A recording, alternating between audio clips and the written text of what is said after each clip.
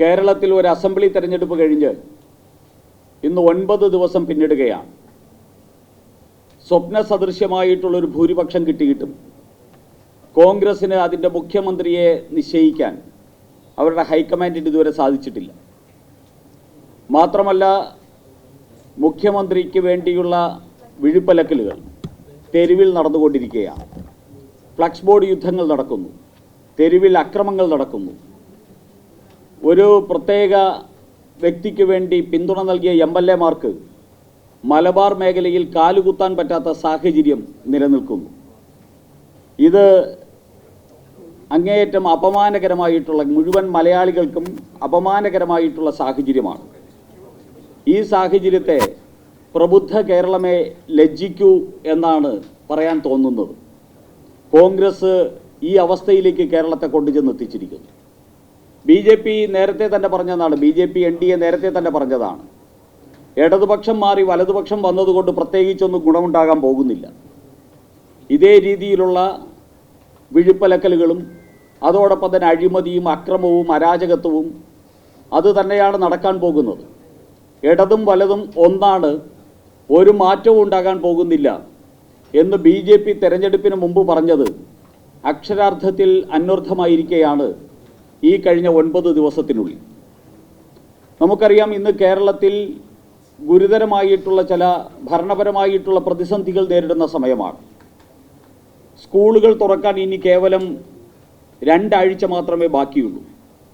School കുട്ടികൾ പുതിയ അധ്യയന വർഷത്തിൽ സ്കൂളുകളിലേക്ക് എത്തുമ്പോൾ അവർക്ക് വേണ്ടിയുള്ള പാഠപുസ്തകങ്ങൾ ഇതുവരെ തയ്യാറായിട്ടില്ല. അതിനുവേണ്ടിയുള്ള സ്കൂളുകൾ നന്നാക്കുന്നതും അറ്റകുറ്റപ്പണികൾ ചെയ്യുന്നതുമായിട്ടുള്ള എല്ലാ പ്രവർത്തനങ്ങളും തകിടം മറിഞ്ഞിരിക്കുകയാണ്. അതുപോലെ തന്നെ മഴജന്യ രോഗങ്ങൾ കേരളത്തിൽ വർദ്ധിച്ചുകൊണ്ടിരിക്കുന്നു. പകർച്ചവ്യാധികൾ നിയന്ത്രിക്കുന്നതിന് വേണ്ടിയുള്ള എല്ലാ സംവിധാനങ്ങളും ഒളിഞ്ഞിരിക്കുകയാണ്. PM ശ്രീ പദ്ധതി പ്രകാരം കേരളത്തിന് കിട്ടേണ്ട 440 കോടി രൂപ നഷ്ടപ്പെടുന്ന സാഹചര്യമാണ് നിലവിലുള്ളത്. അതുപോലെ IAS-കാർ പരസ്പരം ചേരിതിരിഞ്ഞ് വിഴുപ്പലക്കിക്കൊണ്ടിരിക്കുകയാണ്. കേരളത്തിലെ ഉദ്യോഗസ്ഥ യൂണിയനുകൾ അങ്ങോട്ടും ഇങ്ങോട്ടും കവലച്ചട്ടമ്പികളെപ്പോലെ അക്രമം നടത്തുന്ന അവസ്ഥയിലേക്ക് വന്നിരിക്കുന്നു. ചില ഉദ്യോഗസ്ഥന്മാർ ഈ തക്കം നോക്കി ജീവനക്കാരെ അങ്ങോട്ടും ഇങ്ങോട്ടും ട്രാൻസ്ഫർ ചെയ്യുന്ന പരിപാടികളുമായിട്ട് മുന്നോട്ട് പോകുന്നു. ഒരു നാഥനില്ല കളരിയായിട്ട് കേരളം മാറിക്കഴിഞ്ഞിരിക്കുന്നു. ആരാണ് ഇതിന് ഉത്തരവാദി? ഈ കേരളത്തിലെ ജനത വിശ്വസിച്ച് അധികാരത്തിലേറ്റിയ കോൺഗ്രസിൻ്റെ പിടിപ്പുകേട് കാരണം, കോൺഗ്രസിൻ്റെ കഴിവുകേട് കാരണം ഈ കേരളത്തിൽ നാഥനില്ല കളരിയായിട്ട് മാറിയിരിക്കുന്നു.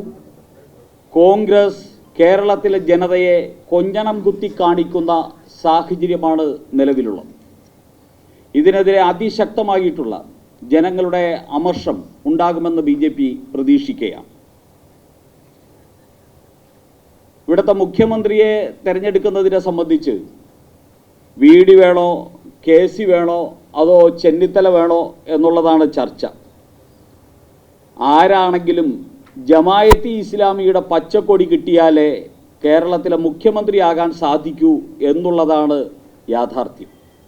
അമീറിൻ്റെ അടിമയാരാണ് എന്ന് അന്വേഷിക്കുന്ന തിരക്കിലാണ് കോൺഗ്രസിൻ്റെ ഹൈക്കമാൻഡ്. ജമായത്തെ ഇസ്ലാമിയുടെ അമീറിൻ്റെ അടിമയെ തേടുകയാണ്. ആ അടിമയ്ക്ക് വേണ്ടിയുള്ള അന്വേഷണത്തിൽ ചില നാടകങ്ങൾ കഴിഞ്ഞ 2 ദിവസങ്ങളായിട്ട് നടന്നു. ഷാഫി പറമ്പിൽ കൂറുമാറിയിരിക്കുന്നു എന്നാണ് കോൺഗ്രസിൻ്റെ ചില വൃത്തങ്ങൾ പറയുന്നത്. അതോടൊപ്പം തന്നെ കർണാടകയിൽ നിന്ന് ഒരു മുസ്ലിം മന്ത്രി കഴിഞ്ഞ ദിവസം പാണക്കാട് കൊടപ്പനിക്കൽ തറവാട്ടിലേക്ക് വന്നത് ദുരൂഹമാണ്. ജമായത്തെ ഇസ്ലാമിയുടെ അജണ്ടയാണ് ഷാഫി പറമ്പിലിൻ്റെ കൂറുമാറ്റവും അതോടൊപ്പം തന്നെ കർണാടക മന്ത്രിയുടെ കൊടപ്പനിക്കൽ തറവാട്ടിലേക്കുള്ള സന്ദർശനവും കേരളത്തിൽ ജമായത്തെ ഇസ്ലാമി നിശ്ചയിക്കുന്ന ആളായിരിക്കണം മുഖ്യമന്ത്രി എന്ന അജണ്ടയുടെ പുറത്തുള്ള ശ്രമമാണ് എന്ന് BJP വ്യക്തമായിട്ട് പറയാൻ ആഗ്രഹിക്കുകയാണ്. യഥാർത്ഥത്തിൽ കേരളത്തിൽ മുസ്ലിം ലീഗാണ് ആരാണ് മുഖ്യമന്ത്രിയാകണം എന്ന് തീരുമാനിക്കാൻ തയ്യാറായിട്ട് നിൽക്കുന്നത്. മുസ്ലിം ലീഗിൻ്റെയും അമീറിൻ്റെയും അടിമകളായിട്ട് മാറുന്ന കോൺഗ്രസ് ഈ കേരളത്തിൽ ഒരു കാര്യം കോൺഗ്രസിനെ ഓർമ്മപ്പെടുത്താൻ ആഗ്രഹിക്കുന്നു. മുസ്ലിം ജമായത്തെ ഇസ്ലാമിയുടെയും SDP-യുടെയും മുസ്ലിം ലീഗിൻ്റെയും വോട്ട് കൊണ്ടല്ല, മാത്രമല്ല നിങ്ങൾ കേരളത്തിലെ അധികാരസ്ഥാനത്തെത്തിയത് എന്ന് കോൺഗ്രസിനെ ഓർമ്മപ്പെടുത്താൻ ആഗ്രഹിക്കുകയാണ്. കേരളത്തിൻ്റെ സർവ്വ അധികാരവും ജമായത്തെ ഇസ്ലാമിയുടെ അമീറിൻ്റെ കാൽക്കൽ അടിയറ വയ്ക്കാനാണ് കോൺഗ്രസ് ശ്രമിക്കുന്നതെങ്കിൽ ഇത് അതിഗുരുതരമായിട്ടുള്ള ഭവിഷ്യത്താണ് നിങ്ങൾ നേരിടാൻ പോകുന്നത്. കേരളം ഉത്കണ്ഠയോടുകൂടിയാണ് ഇതിനെ കാണാൻ പോകുന്നത് എന്ന് ഓർമ്മിപ്പിക്കുന്നു. ഒരർത്ഥത്തിൽ പറഞ്ഞാൽ ലീഗ് ഭാസ്കര പട്ടേലരും കോൺഗ്രസ് തൊമ്മിയുമായിട്ട് നടത്തുന്ന ഒരു പുതിയ കേരളമാണ് ഇപ്പോൾ നമുക്ക് കാണാൻ സാധിക്കുന്നത്. ഇവിടെ UDF ജയിച്ചപ്പോൾ കേരളത്തിൽ നടന്ന ആഹ്ലാദ പ്രകടനങ്ങളും അതിനോടനുബന്ധിച്ച് നടന്ന ചില കാര്യങ്ങളും വളരെ ശ്രദ്ധയോടുകൂടി കേരളം നിരീക്ഷിക്കേണ്ടിയിരിക്കുന്നു. നമുക്കറിയാം, ചില ഇസ്ലാമിക രാജ്യങ്ങളെപ്പോലും ലജ്ജിപ്പിക്കുന്ന രീതിയിലാണ് UDF ജയിച്ചപ്പോൾ കേരളത്തിൽ നടന്ന ആഹ്ലാദ പ്രകടനങ്ങൾ. ഓരോ ആഹ്ലാദ പ്രകടനത്തിലും മാരകായുധങ്ങൾ, കത്തി, വാള്, ഇത്തരത്തിലുള്ള മാരകായുധങ്ങളുമായിട്ട് ആഹ്ലാദ പ്രകടനം നടത്തുന്നു. ആടിനെ പൊതുനിരത്തിൽ വെച്ച് കഴുത്തറുത്ത് കൊല്ലുന്നു. അത് കഴിഞ്ഞാൽ BJP-യുടെ നേതാവ് ശ്രീ K. സുരേന്ദ്രൻ്റെ ഫ്ലക്സ് ബോർഡുകൾ ആധുനിക സംവിധാനം ഉപയോഗിച്ച് ബോംബുകൾ വെച്ച് കത്തിക്കുന്നു. ഇതെന്താ താലിബാനാണോ? മുസ്ലിം ലീഗും കോൺഗ്രസും ഉത്തരം പറയേണ്ടതാണ്. ഇത് താലിബാനാണോ? താലിബാനിൽ ഞങ്ങൾ മനുഷ്യൻ്റെ ഗളം ഛേദിക്കുന്ന ജമായത്ത് ഇസ്ലാമിക്കാരനെ കണ്ടിട്ടുണ്ട്. താലിബാനിൽ മനുഷ്യ ബോംബുകൾ ഇട്ട് നശിപ്പിക്കുന്ന ജമായത്ത് ഇസ്ലാമിക്കാരനെ കണ്ടിട്ടുണ്ട്. അതിൻ്റെ റിഹേഴ്സലാണോ മുസ്ലിം ലീഗിനും കോൺഗ്രസിനും അധികാരം കിട്ടിയപ്പോൾ കേരളത്തിൽ അനുവർത്തിക്കുന്നത് എന്ന് ഞങ്ങൾ ചോദിക്കാൻ ആഗ്രഹിക്കുക. അതാണ് കേരളത്തിൽ കണ്ടത്. മതമാണ് വിഷയമെന്ന് പറഞ്ഞ് അധികാരത്തിൽ വന്ന മുസ്ലിം ലീഗും അവലും മലരും കരുതിക്കോ കുന്തിരിക്കവും കരുതിക്കോ എന്ന് പറഞ്ഞ് ഇവിടെ മതവർഗീയ ഭീഷണി ഉയർത്തിയ SDP-യും ഒരുമിച്ച് ചേർന്ന് കേരളത്തിൽ മുസ്ലിം ലീഗിൻ്റെ അടിമകളായിട്ട് അധികാരം കിട്ടിയവരുടെ ആ അധികാരം ആഘോഷിക്കുന്നത് അതിഗുരുതരമായിട്ടുള്ള ഭവിഷ്യത്ത് കേരളത്തിനുണ്ടാക്കുമെന്നുള്ള സൂചനയാണ് നൽകുന്നത്. ഇത് കേരളത്തിലെ സാമാന്യ ജനതയെ, വികസിത കേരളം ആഗ്രഹിക്കുന്ന ജനതയെ, സ്വന്തം കുഞ്ഞുങ്ങളുടെ ഭാവി ഭദ്രമാകണമെന്ന് ആഗ്രഹിക്കുന്ന ജനതയെ, നമ്മുടെ കുഞ്ഞുങ്ങൾക്ക് നല്ല വിദ്യാഭ്യാസം ലഭിക്കണമെന്ന് ആഗ്രഹിക്കുന്ന ജനതയെ, ഇവിടുത്തെ സാധാരണക്കാരൻ്റെ പ്രശ്നങ്ങൾ പരിഹരിക്കപ്പെടുന്ന ഒരു സർക്കാരായിരിക്കണം കേരളത്തിൽ വരണം എന്നാഗ്രഹിച്ച ജനതയെ സംബന്ധിച്ചിടത്തോളം അങ്ങേയറ്റം ഉത്കണ്ഠാകുലമായിട്ടുള്ള ഒരു സാഹചര്യമാണ്. മറ്റൊന്ന്, കോൺഗ്രസ് മാത്രമല്ല, ഇവിടെ ഇന്ന് സമ്പൂർണ്ണമായിട്ടും നശിച്ച് തകർന്നടിഞ്ഞിരിക്കുന്ന മാർക്സിസ്റ്റ് പാർട്ടി ഇത്തരത്തിലുള്ള വർഗീയതയുടെ അജണ്ടയ്ക്കനുസരിച്ച് എങ്ങനെ പെരുമാറി എന്നതിൻ്റെ ഒരു ഉദാഹരണമാണ് കഴിഞ്ഞ ദിവസം മഞ്ചേശ്വരം, കാസർഗോഡ് അസംബ്ലി മണ്ഡലങ്ങളുടെ രാഷ്ട്രീയ സാഹചര്യം വെച്ച് INL-ൻ്റെ ദേശീയ സെക്രട്ടറി പത്രക്കാരോട് പരസ്യമായിട്ട് പറഞ്ഞത്. മഞ്ചേശ്വരത്ത് ശ്രീ K. സുരേന്ദ്രനെ തോൽപ്പിക്കാനും കാസർഗോഡ് BJP-യുടെ സ്ഥാനാർത്ഥിയായ ശ്രീമതി ML അശ്വനിയെ തോൽപ്പിക്കാനും CPM-കാർ ആവശ്യപ്പെട്ട് INL-ൻ്റെയും ഇടതുപക്ഷത്തിൻ്റെയും വോട്ട് മുസ്ലിം ലീഗിന് മറിച്ചു കൊടുത്തു എന്നാണ് ഇടതുപക്ഷത്തിനോടൊപ്പം നിൽക്കുന്ന INL-ൻ്റെ അഖിലേന്ത്യാ സെക്രട്ടറി മാധ്യമങ്ങളോട് പറഞ്ഞിരിക്കുന്നത്. ഇത് കേരളത്തിൽ യഥാർത്ഥത്തിൽ ജനാധിപത്യമല്ല ജയിച്ചിരിക്കുന്നത്, ഈ കമ്മ്യൂണിസ്റ്റ് പാർട്ടിയുടെയും കോൺഗ്രസിൻ്റെയും വർഗീയ അജണ്ടയാണ് ജയിച്ചിരിക്കുന്നത് എന്നതിൻ്റെ ഒരു ഉദാഹരണമാണ്. BJP ഇതൊക്കെ പറയുന്ന സമയത്ത് BJP വർഗീയ താല്പര്യത്തോടു കൂടിയാണ് പറയുന്നത് എന്ന് BJP-ക്ക് നേരെ ആക്രമണം ഉന്നയിക്കുന്ന ആൾക്കാർക്ക് ഉള്ള മറുപടിയാണ് INL-ൻ്റെ തന്നെ നേതാവ് ഇപ്പോൾ അവരുടെ അകത്ത് നടന്ന ചർച്ചകൾ പുറത്തുവിട്ടിരിക്കുന്നത്. അപ്പോൾ കോൺഗ്രസ് ആണെങ്കിലും മുസ്ലിം ലീഗ് ആണെങ്കിലും CPM ആണെങ്കിലും ഇവിടെ അവർ പ്രവർത്തിക്കുന്നത് ജമായത്ത് ഇസ്ലാമി ഉൾപ്പെടെയുള്ള തീവ്രവാദ, വിഘടനവാദ, വിധ്വംസക ശക്തികളുടെ അജണ്ടയ്ക്കനുസരിച്ചാണ് എന്നതിൻ്റെ ഒരു അവസാന ഉദാഹരണമാണ് INLന്റെ വെളിപ്പെടുത്തലിലൂടെ പുറത്തു വന്നിരിക്കുന്നത്. അതുകൊണ്ട് ഞങ്ങൾക്ക് പറയാനുള്ളത്, ഈ കേരളത്തിൽ ഒരു ഭരണം മാറിയിരിക്കുന്നു. ആ ഭരണമാറ്റം കേരളത്തിലെ ജനതയ്ക്ക് ഗുണകരമായിട്ടുണ്ടാകണം. അത് ഗുണം ചെയ്തില്ല എന്നുണ്ടെങ്കിൽ അതിനെതിരെ അതിശക്തമായിട്ടുള്ള ജനകീയ മുന്നേറ്റം നടത്താൻ ഭാരതീയ ജനതാ പാർട്ടി തയ്യാറാകും. വരും ദിവസങ്ങളിൽ ഭാരതീയ ജനതാ പാർട്ടിയുടെ സംസ്ഥാന കോർ കമ്മിറ്റി യോഗം കൂടുന്നുണ്ട്. അതോടൊപ്പം തന്നെ സംസ്ഥാന നേതൃയോഗവും തൊട്ടടുത്ത ദിവസം തന്നെ ഒരുമിച്ച് ചേരുന്നു.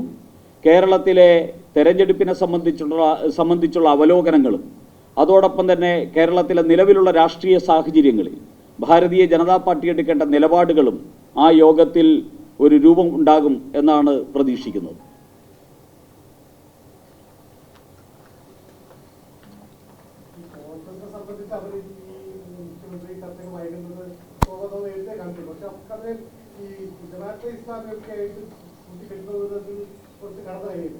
കടന്നുകയല്ലോ. ഇവിടെ രാഹുൽ മാങ്കൂട്ടത്തിൽ ജയിച്ചു കഴിഞ്ഞപ്പോൾ ആദ്യം പ്രകടനം നടത്തിയത് യൂത്ത് കോൺഗ്രസ്സിലല്ലോ, SDP അല്ലേ.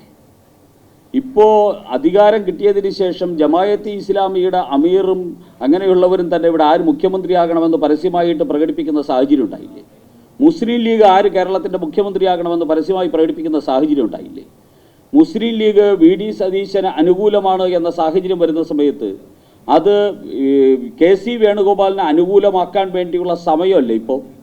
അതിനുവേണ്ടിയല്ലേ മുസ്ലിം ലീഗിൻ്റെ നേതാക്കന്മാരെ കാണാൻ വേണ്ടി കർണാടകയിൽ നിന്നുൾപ്പെടെയുള്ള മത നേതാക്കന്മാർ വരുന്നത്, രാഷ്ട്രീയ നേതാക്കന്മാർ വരുന്നത്? അപ്പോൾ ഈ കേരളത്തിൽ ആര് മുഖ്യമന്ത്രിയാകണം, എന്ത് നയം നടപ്പാക്കണം, ആരൊക്കെ മന്ത്രിമാരാകണം എന്ന് തീരുമാനിക്കുന്ന അവസ്ഥയിലേക്ക് താലിബാന് സമാനമായി ജമായത്ത് ഇസ്ലാമി നേതൃത്വം നൽകുന്ന അതിഗുരുതരമായിട്ടുള്ള സാഹചര്യത്തെ ഞങ്ങൾ കേവലം രാഷ്ട്രീയ പ്രചരണായുധമായിട്ടല്ല കാണുന്നത്. ഇത് കേരളത്തിലെ 3.25 കോടി ജനതയുടെ ഭാവി അപകടപ്പെടുത്തുന്ന രാഷ്ട്രീയ സമീപനമായിട്ടാണ് BJP കാണുന്നത്. ഇത് ഏതെങ്കിലും ഒരു മതത്തിന് അനുകൂലമോ എതിരായിട്ടോ അല്ല BJP ഇതിനെ കാണുന്നത്. ഇത് കേരളത്തിൻ്റെ ഭാവി അപകടപ്പെടുത്തുന്ന രാഷ്ട്രീയ സമീപനമാണ്. ഈ സമീപനത്തെ മതേതര കേരളം ചെറുത്തു തോൽപ്പിക്കണമെന്നാണ് BJPക്ക് അഭ്യർത്ഥിക്കാനുള്ളത്.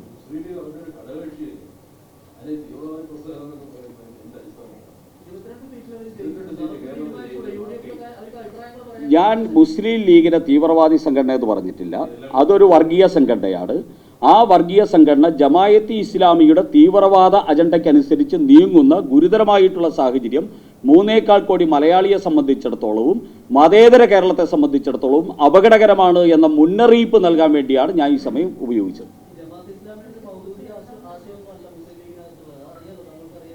ഞാൻ ജമായത്ത് ഇസ്ലാമിയെ കുറിച്ചാണ് പറഞ്ഞത്. നിങ്ങൾ അവരെ കൊണ്ട് സംതൃപ്തിപ്പെട്ടോളൂ.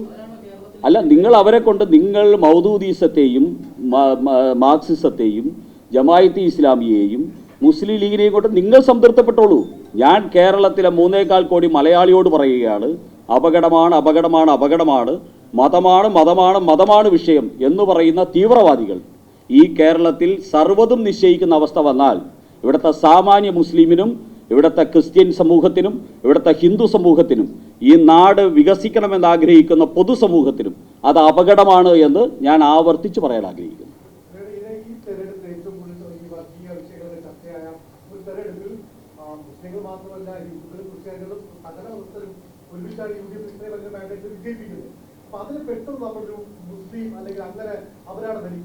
അത് കോൺഗ്രസ്, അത് എൻ്റെ പണിയല്ലല്ലോ.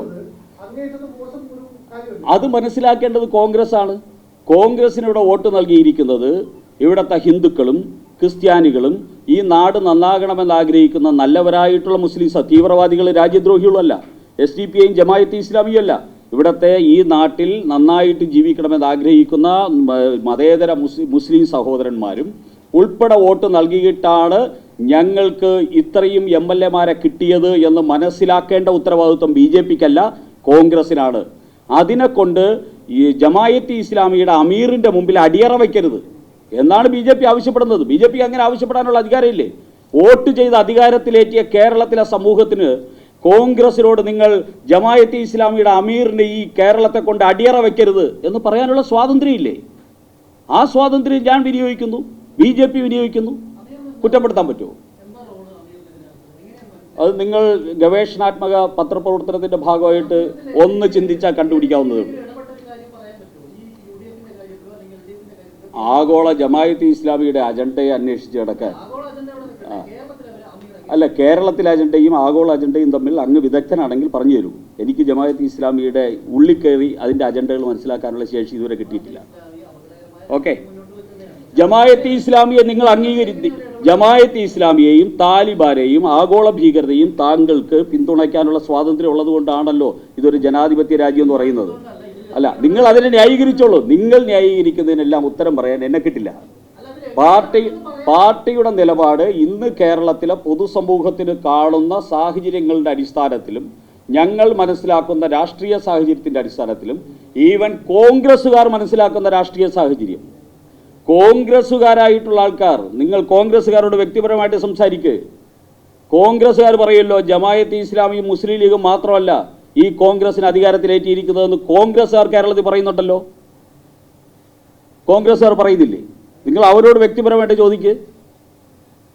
BJP മാത്രമല്ല പറയുന്നത്, VD സതീശനോടൊപ്പം നിൽക്കുന്ന കോൺഗ്രസ്സുകാരും KC വേണുഗോപാലിനോടൊപ്പം നിൽക്കുന്ന കോൺഗ്രസ്സുകാരും രമേശ് ചെന്നിത്തലയോടൊപ്പം നിൽക്കുന്ന കോൺഗ്രസ്സുകാരും പറയുന്നുണ്ട് മുസ്ലിം ലീഗ് ജമായത്ത് ഇസ്ലാമിയും അല്ല കേരളത്തിലെ കോൺഗ്രസിന് അധികാരം നൽകിയിരിക്കുന്നത്, കേരളത്തിലെ പൊതുസമൂഹമാണ്, അതിനോടുള്ള മാന്യത കാണിക്കണം എന്ന് കോൺഗ്രസ്സുകാർ ഉൾപ്പെടെ പറയുമ്പോൾ BJP പറയുന്നതിൽ നിങ്ങൾക്ക് എന്താ അസ്വസ്ഥത?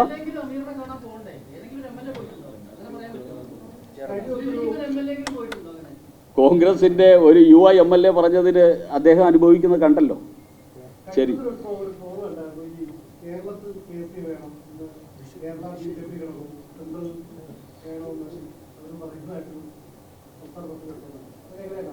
ട്രോളിനെ ഞങ്ങൾ എന്താ പ്രതികരിക്കണോ? രാഷ്ട്രീയ പ്രതികരണം വേണോ? ട്രോളായിട്ട് കണ്ടാൽ മതി.